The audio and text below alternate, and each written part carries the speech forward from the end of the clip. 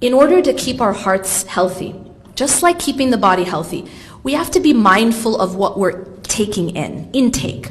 So I call this the don't sip poison point. If a person every morning, along with their very healthy breakfast, is just sipping a couple sips of poison, right? Or maybe with their lunch, with each meal, it's only a couple sips. What's going to happen to that person over time? Well, it doesn't take a doctor to know. You're going to be killing yourself, literally, right? Because you're sipping on poison.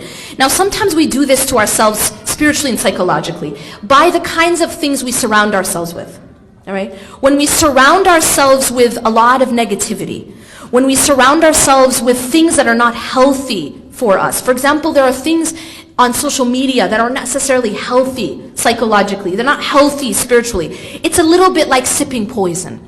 So keeping your environment healthy as much as you can, that's a huge part of being healthy internally. Just like you're not going to have poison in your fridge and then expect that you're going to be healthy, right? That's something you're taking in. So being mindful of what you look at, being mindful of what you're listening to, being mindful of the type of talk, not just self-talk, but what's coming out of your mouth. What kind of conversations are you having? Just be mindful of these things. This is all intake into your heart. And so be mindful that, your news feed on social media, whatever type of social media that is. Think of that like your fridge, okay? You open up your fridge, that's what you're going to eat that day. And it's the same thing with your news feed. That's what you're going to eat that day, but you're going to eat it spiritually and psychologically. Does that make sense? Because everything you read, everything you're exposed to, it's intake. And that all goes into the heart. And that affects you. So try to maybe make it more healthy.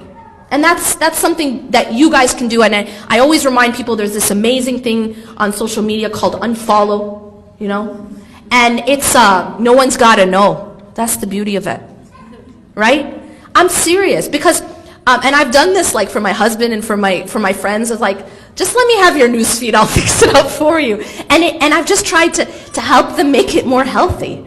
And you know what? They've appreciated that because sometimes people don't know, like there's algorithms for these things. Like Facebook, for example. It's taken me like 8 years to get a healthy news feed. You know what I'm saying? I'm not saying, it doesn't actually take 8 years. Thank God, because now they have unfollow and they have all these other things. See first.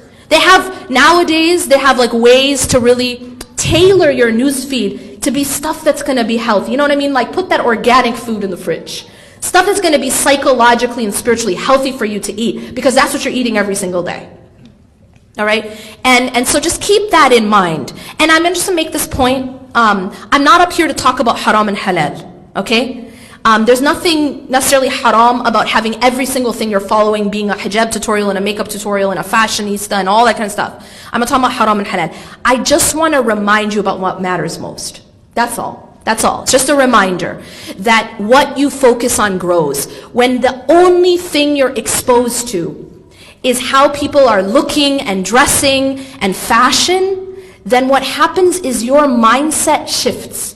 And that becomes your focal point. It becomes the most important thing to you. And that's not necessarily healthy. Because then that shifts your focus to almost an obsession with the superficial. That's a problem. And I think that's my biggest concern when it comes to this social media craze that we have right now, is that just what's happened is it's pushed us to be so focused on the surface.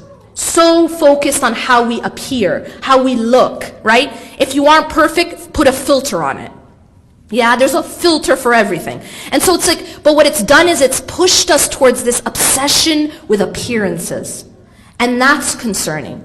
Of course, that then leads to other types of psychological issues, right? You have the issues of eating disorders, and you have the issues of body image, that you don't ever feel like you're good enough. But this is affected by what we're exposed to. And we have some sort of control over what we're exposed to on our phones, right? So just be mindful of what you're taking in. That's part of not sipping poison.